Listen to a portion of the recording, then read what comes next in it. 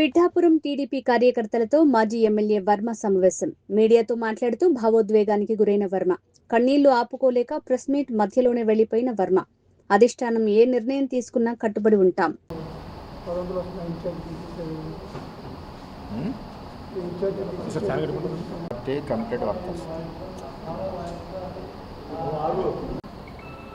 అధిష్టానం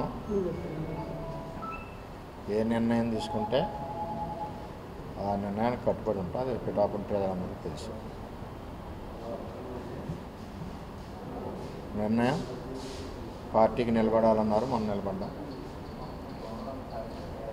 పార్టీకి ఎప్పుడు కూడా వ్యతిరేకంగా కానీ పార్టీ బలోపేతానికి పనిచేసాను తప్పితే వేరే. రెండవది, మీరు అడిగిన ప్రశ్నకి నేను ఆల్రెడీ మొన్న లోకేష్ గారిని కలిశాను. లోకేష్ గారితో డిస్కస్ చేశాం. ఏదైతే ఇక్కడ ఇబ్బందులు లేకుండా కూటమి ముందుకు వెళ్ళాలి, ఒక కమిటీని వేసి చేయమని చెప్పాను. నాకు కూడా కొంచెం టైం స్పెండ్ చేయడానికి కూడా కొంచెం ఇబ్బందిగానే ఉంది.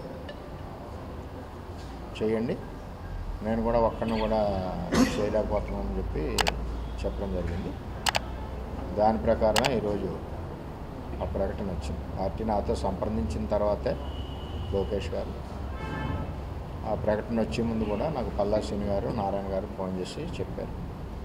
చెప్పిన దాని ప్రకారం జరిగింది. పార్టీ సమీకరణాల సమయంలో కొన్ని రకాలుగా ఆలోచన చేస్తుంటారు. ఆ ఆలోచనకి ఎప్పుడు కూడా అనుగుణంగా పిఠాపురం తెలుగుదేశం పార్టీ కేంద్ర పార్టీ అధ్యక్షుల ఆదేశాలకు అనుగుణంగా పనిచేస్తుంది. పవన్ కళ్యాణ్ గారు వర్మ ఏంటో పిఠాపురం ప్రజలకు తెలుసు, వర్మ ఏంటో తెలుగుదేశం పార్టీకి తెలుసు, ఎంత కమిటెడ్గా ఉంటారో తెలుగుదేశం పార్టీకి తెలుసు. మిగిలిన విషయాలు నాకు అనవసరం. ఎందుకంటే పార్టీ నాతో సంప్రదించింది. మొన్న నేను లోకేష్ గారి దగ్గర కూడా వెళ్ళాను. ప్రెస్కి ఫోటో కూడా వచ్చింది. నేను మా అబ్బాయి అందరం కూడా వెళ్ళాం. ఫోటో కూడా ప్రెస్కి వచ్చింది. అది నవీన్ గారిని కానీ లేదంటే పార్టీలో ఉన్న తెలుగుదేశం పార్టీ వాళ్ళని వేస్తారు కదా, బయట వాళ్ళు లేరు కదా.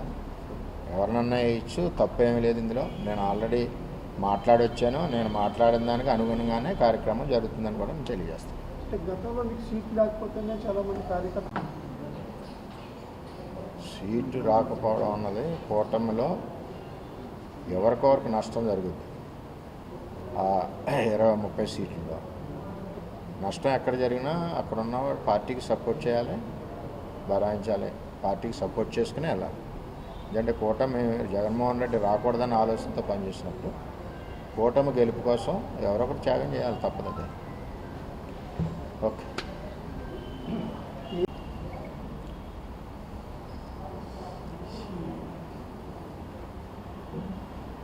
పిఠాపురం అంతా తెలుగుదేశం పార్టీకి క్రమశిక్షణగా వాళ్ళు ఇచ్చిన ఆదేశాల ప్రకారం